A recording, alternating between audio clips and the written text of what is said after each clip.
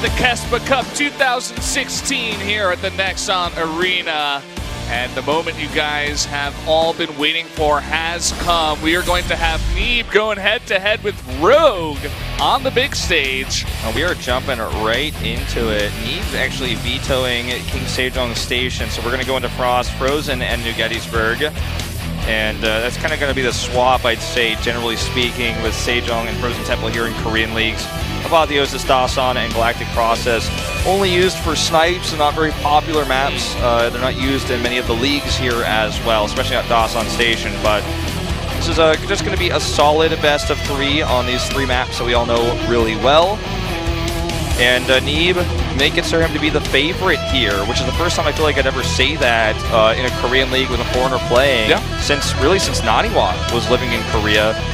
Before that, perhaps when Mana was here, but it's been a long time since we've seen foreigners succeed in Korean groups. Neeb giving us a bit of a smile here, looking pretty okay coming into this one. You know, one of the things that people were scared about was, what if he's nervous? What if he doesn't play up to his potential? But I think that he's pretty comfortable in the booth right now. He looks good. Whereas Rogue, you know, he hasn't been as consistent as of late. We'll see how it does go down, guys. We're going to jump straight into game number 1 now. Neeb versus Rogue.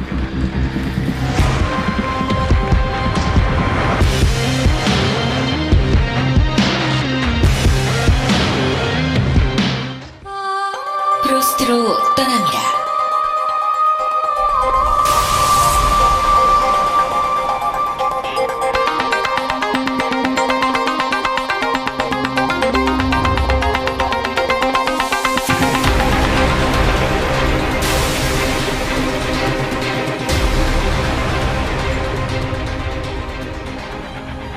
Here we are, guys, on Frost to start game number 1 of the set. Up in the top right, the purple Protoss, it is Neeb. And up to the top left in green, his opponent from the generic Green Wings, it is Rogue. Here we have it, guys. So what you've all been waiting for, as you mentioned before. Neeb now playing in a Korean league here versus Rogue. Sexy boy on the defending Pro League champion team, Generic Green Wings. There's so much to talk about, you know. Neeb, he comes over here, and generally, when we see Protosses come out on the big stage, the Koreans like to test them. They go ahead, they get really aggressive, they go for a cheese. They're like, well, sometimes people feel like it's disrespect, but also it's like kind of like a testing ground. You know, the Koreans are like, well, can they really hang with us? Let's see. You know, let me go for a very aggressive build and see if he can keep up. And you know, of course, foreign players are coming out here for their first time. They get nervous, you know, stuff like that. So Rogue, I mean, he's a guy that comes out with crazy builds. He was always like the Pro League sniper. He had fantastic builds. He made those Baneling drops really popular against Zest in a time where Zest was like the best Protoss. And, you know, Rogue also a very strong ZVP player, specifically against Zest. So a lot of people were saying as well that Neeb's style is similar to Zest's. But, you know, I don't know how you would put it. Neeb said himself that, you know, if he can get into his zone, then he feels very, very comfortable. But it's about getting into that zone for him. He feels like he can defeat any player if he gets there. So we'll see if he can get through the early game and just kind of get into his groove. Yeah, and I think that winning the first game obviously would be really huge for his mentality. Now, we talked about you know, what it means for Neeb to be potentially favored here, but every analyst you talk to in Korea right now is saying that they think Neeb is going to get out of the group in 2nd place. Most people are discounting Rogue and Zast because they were so out of form compared to Byun, and we've seen Neeb's success on the Korean ladder. Kanada's played against him several times as random. He's been defeated by him. We've seen Neeb defeat Trap. You know, I saw him do that in person. We've seen Byun say in interviews, Neeb was the guy who he trained with to practice against Deer. So these are the kind of things that you hear is like the GSL champion has asked this guy for practice. So he is a foreigner, yes, but he's lived in Korea for a long time now. Just a few weeks, really, about a month, I guess, or so. Yeah. But I mean, that's a month and a long half. time to have been playing on the Korean ladder, to get #1 on GM on the ladder, and also have practice partners that are asking you for customs, because the ladder is somewhat meaningless, I feel, for where someone's form is at, but it can give you a good indication of how often they're playing. So he's playing with top Koreans all the time. He's also custom playing with champions. So when you hear all these things, when you look at Rogue's recent results in individual leagues, you think, well, I know this is a foreigner, but Neeb is playing with top-level Koreans and beating them more often than not. So just keep all these things in mind. Neeb is known for his aggressive, adept glaive play, and we're seeing that already here. He's going to take a third base with this right now.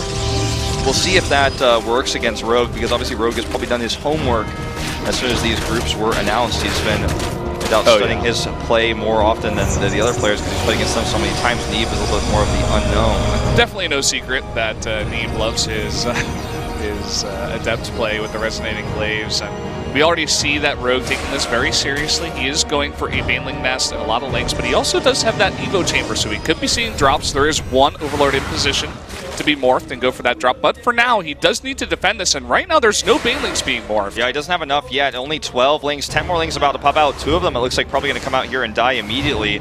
The Shady actually does commit to here, already a surround, but there's not enough lings. This Adept army with glaives just shreds those so quickly, and Rogue having some trouble already dealing with this heavy pressure from Neeb.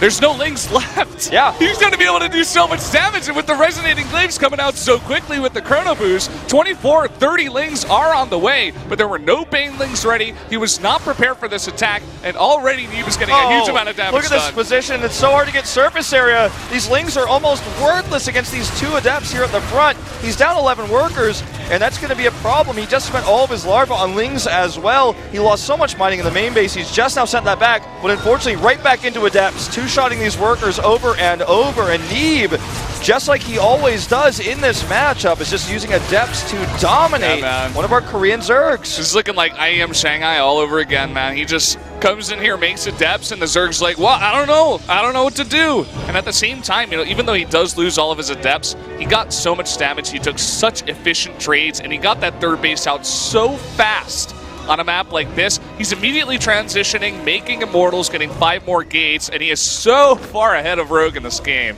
We're going to see a little bit of that Korean flavor that Rogue and Dark together kind of made the new meta back in Season 1, back in the spring season of Star League, this Baneling style. It's a bit delayed, obviously, and much less powerful before. It almost feels desperate in this game. Let's see how quickly Neeb reacts to this. This is something that Korean pros will almost never lose a single probe to. Is he going to land? And he lands. He's going to walk. And there's no Baneling speed, obviously. Lair only coming now. Oh, he's going to try to come from 2 sides here. Let's see how quickly Neeb can respond. Very quick reaction here. In fact, trapping these Banelings, and good splits. Really 5 fantastic probes go down, splits, though. Yeah. He's got to continue running away. He is going to warp in a couple of adepts now. And he is going to kill one of those Banelings, so he should be safe for now. At the same time, a bit of a run by coming in here, but an immediate overcharge. Only loses 6 probes. He lost some mining time, but let's be real. He has a ton of gateways now and a lot of money with a Prism. It's going to be almost impossible for Rogue to hold this next attack. That was not enough damage to throw him off, and that was gas spent for economic damage that's Look at really how many insignificant. Drones he made as well. He drones so heavily. I think he made around like 14 drones. Now he's desperately trying to get these spine crawlers up. And even though it's only 1 Immortal, that is always going to be so well protected with this many adepts and this many sentries for those force fields. Yeah, the Banelings aren't going to be very effective here either with these sentries that have so much energy built up for such a while here. They've been out.